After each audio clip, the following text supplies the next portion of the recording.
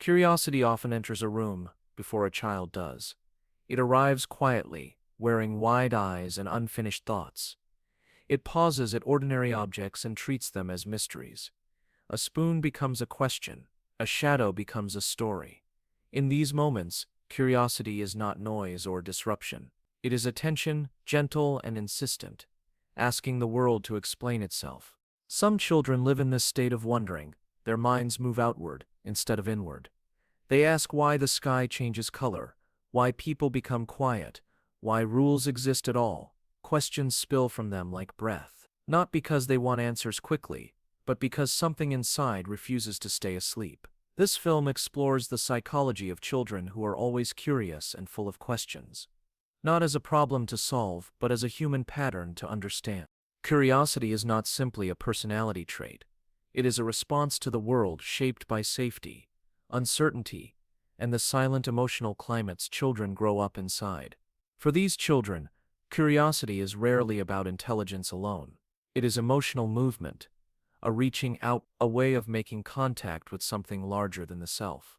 When adults listen closely, curiosity reveals itself as a language, one spoken before vocabulary, before certainty, before fear learns how to hide.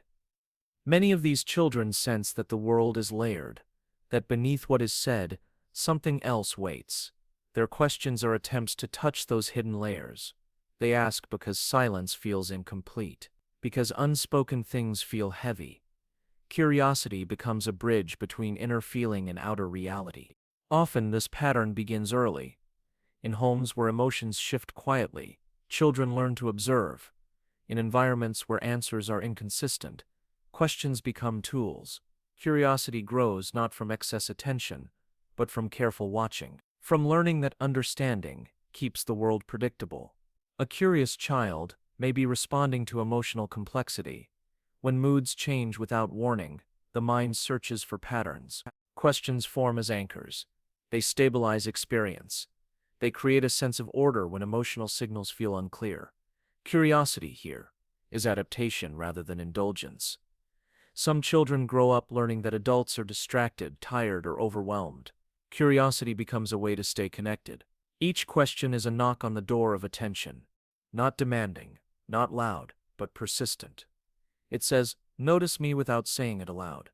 Psychology observes that curiosity often blooms where emotional attunement is partial. When a child feels safe enough to explore but unsure enough to keep scanning, the mind stays active. Questions become emotional radar.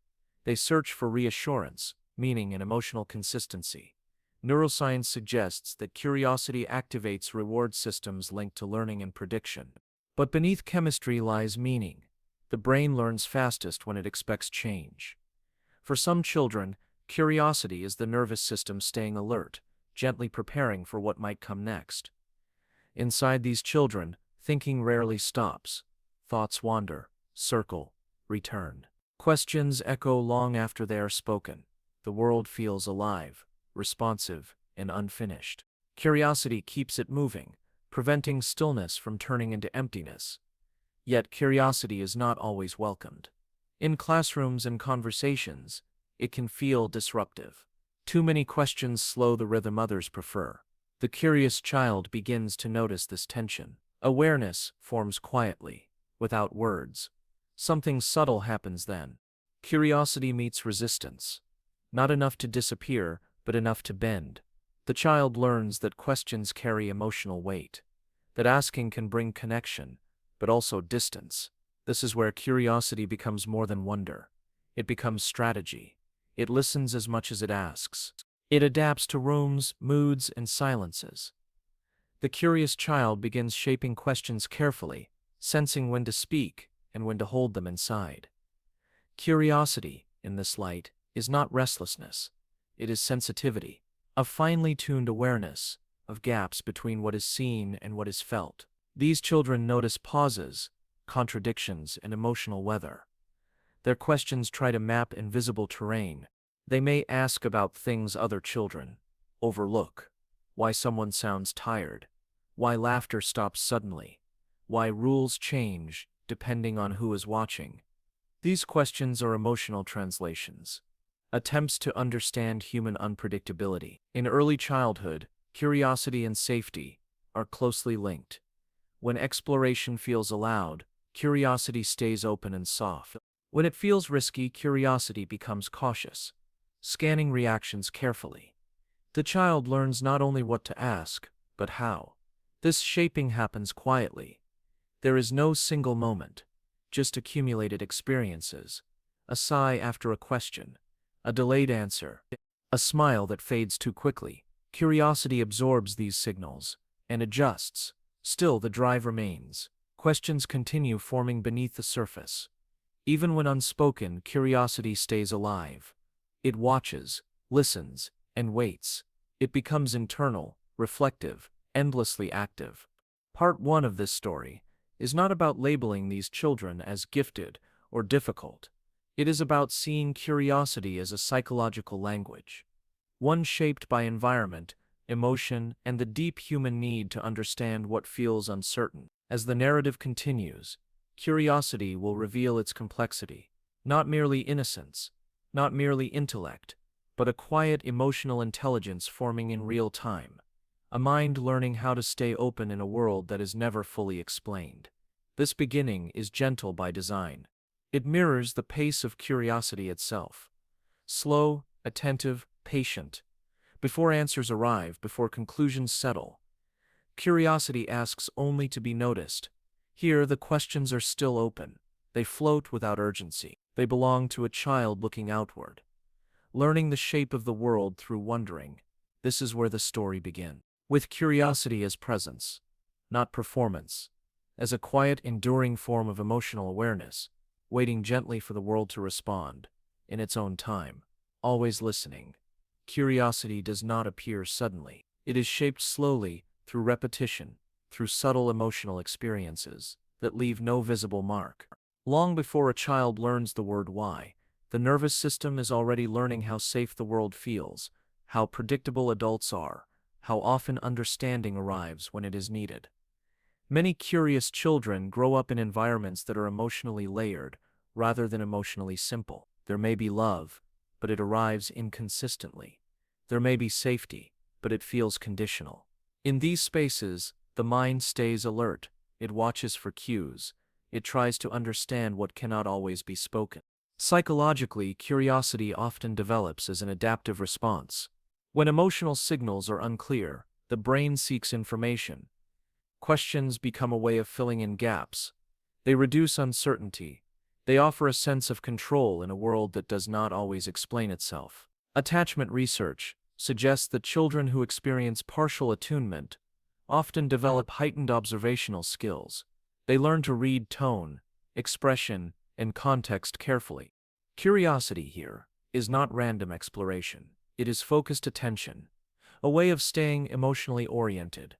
Neuroscience shows that curiosity activates dopamine pathways associated with learning and anticipation. But in these children, anticipation is not always playful. Sometimes it is cautious. The brain learns that understanding what comes next matters, that questions are preparation. This is where curiosity becomes both strength and tension. The child's mind remains open, flexible, and alert, but it rarely rests. There is always something to notice, something to interpret. Curiosity keeps the system awake. In early development, predictability builds calm. When predictability is uneven, curiosity steps in. It becomes the mind's attempt to stabilize experience. Asking questions becomes a form of emotional regulation. Understanding soothes. Over time, this pattern deepens. The child notices that curiosity brings information, but also reactions. Some answers feel warm and engaging. Others feel dismissive or rushed. The child begins to learn the emotional cost of asking. Here, an inner conflict begins to form. Curiosity wants expansion, connection, truth, but emotional feedback teaches caution. The child learns that not every question is welcomed equally. Not every moment is safe for wondering out loud.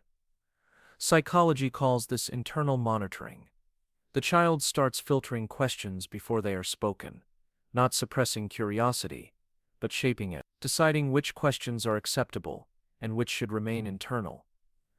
This internalization changes the experience of curiosity. It becomes quieter, more reflective, less spontaneous. The mind still explores, but now it also protects. For some children, curiosity turns inward. Questions shift from the external world to the self. Why emotions feel heavy, why silence feels uncomfortable, why others seem to know rules that were never explained. This inward curiosity can feel lonely. There is no immediate answer, no external authority to consult. The child begins to sit with uncertainty, developing deep internal narratives. Thought becomes a companion. At the same time, resistance emerges. Curiosity notices when it causes discomfort in others, when adults grow impatient, when peers withdraw. Slowly, the child learns that curiosity carries social risk. This does not stop the questioning, it redirects it. Curiosity becomes strategic. It asks safer questions publicly and keeps deeper ones private. It learns timing, tone, context. Neuroscientifically, this reflects increased prefrontal regulation. The brain learns to balance impulse and inhibition. Curiosity remains active, but it is now filtered through social awareness. Emotionally, this can create tension. The child feels the pull between authenticity and belonging, between the need to understand and the need to be accepted. Curiosity lives in that space. Some children respond by intellectualizing. Questions become abstract, factual, emotionally distant. It feels safer to ask about planets than people, about systems rather than feelings. Others respond by becoming observers. They watch quietly, collecting information without asking. Curiosity shifts from voice to vision, from questions to patterns. Both paths protect the core drive while reducing emotional exposure. Curiosity survives by adapting, yet inside, the original impulse remains. The longing to understand, to connect, to make sense of complexity. Curiosity does not disappear. It becomes layered, thoughtful, often invisible. Psychologically, this layered curiosity is associated with depth. These children often grow into adults who think carefully, empathize deeply, and notice what others miss. But the cost is mental fatigue. Constant awareness requires energy. The inner conflict persists. Curiosity wants expression, safety wants restraint. The nervous system oscillates between engagement and withdrawal. Wonder and caution coexist. This is not pathology, it is a human response to relational complexity. Curiosity becomes a mirror of the emotional environment that shaped it. In this part of the story, curiosity is no longer only innocence, it is adaptation intelligence and quiet endurance. It holds both curiosity's light and its weight. The next part will move toward integration, toward what happens when curiosity is finally allowed to breathe again. When questioning no longer feels like risk, but like presence. For now, curiosity waits, patient, reflective, still asking, even in silence. There is often a quiet turning point in the life of a curious child. It does not arrive with clarity or announcement. It arrives as permission, sometimes from another person, sometimes from a moment of being deeply understood, sometimes from solitude, where questions no longer feel dangerous. This turning point is not about finding all the answers, it is about realizing that curiosity itself was never the problem. The realization settles slowly. The impulse to ask was not excess. It was awareness. It was the mind's way of staying alive to meaning. Psychologically, this moment represents integration. The nervous system begins to relax its constant scanning. Curiosity no longer needs to protect itself as much. It begins to feel less like vigilance and more like exploration again. For some, this happens when someone finally listens without interruption, without correction, without turning curiosity into performance. The questions are allowed to exist without urgency, and something softens. For others, it happens internally. A recognition that not every question needs an immediate answer, that uncertainty does not always signal danger. The mind learns to rest inside not knowing. This is where curiosity transforms. It becomes less reactive and more spacious, less about control and more about presence. The child, or later the adult, begins to trust their inner experience. Neuroscience would describe this as a shift from hypervigilance toward regulation. The brain no longer treats ambiguity as threat. Curiosity becomes sustainable. Emotionally, this is healing. Curiosity reconnects with safety. Questions feel lighter. They return to their original role, wonder rather than defense. The inner conflict begins to dissolve. Curiosity and belonging no longer compete as strongly. It becomes possible to ask without scanning faces for approval, to think without rehearsing explanations. This does not mean curiosity becomes loud. Often, it becomes deeper, more contemplative, less frequent, but more meaningful. Questions land slowly and resonate longer. Integration allows curiosity to coexist with silence. Not every moment requires inquiry. Not every gap needs filling. Curiosity learns discernment without fear. For many, this integration happens through creative expression, writing, art, research, conversation. Curiosity finds channels that honor its depth without overwhelming others. Psychologically, curiosity becomes identity rather than strategy. It is no longer something done to manage uncertainty. It is something that is. These individuals often develop a unique relationship with learning. They do not rush accumulation of facts. They linger with ideas. They allow concepts to unfold gradually. Emotionally, curiosity becomes compassionate. It turns toward people not as puzzles to solve, but as worlds to respect. Questions soften. Listening deepens. The original sensitivity that once required protection now becomes insight. The same awareness that scanned for danger now perceives nuance, empathy, and emotional truth. This is not the end of questioning. It is the end of questioning as survival. Curiosity returns to its natural rhythm. In this integrated state, curiosity can sit beside uncertainty without urgency. It can acknowledge complexity without needing to resolve it. It allows paradox. Poetically, curiosity becomes a way of being with the world rather than interrogating it. A quiet openness, a gentle leaning in. Looking back, the journey of the curious child reveals something universal. Humans ask questions not only to know, but to feel safe, connected, and oriented. Curiosity is the mind's way of touching the unknown without retreating. When supported, it becomes wisdom. When constrained, it becomes vigilance. But it always seeks meaning. In its healed form, curiosity does not exhaust the mind. It nourishes it. It creates space rather than pressure. The story closes where it began, with a child standing before the world, eyes open, questions forming. But now the questions feel different. They are not urgent. They are patient. Curiosity has learned that it does not need to earn its place, that wondering is not something to justify. It belongs. In the quiet moments, curiosity still rises, but now it rests easily beside calm. It asks, not because it must, but because it can, and in that balance, curiosity becomes one of the most human capacities there is. Not a trait, not a label, but a relationship with life itself. Curiosity is not the hunger for answers, but the courage to remain open. If this reflection resonated, allow it to sit with you. Share it with someone who once asked too many questions.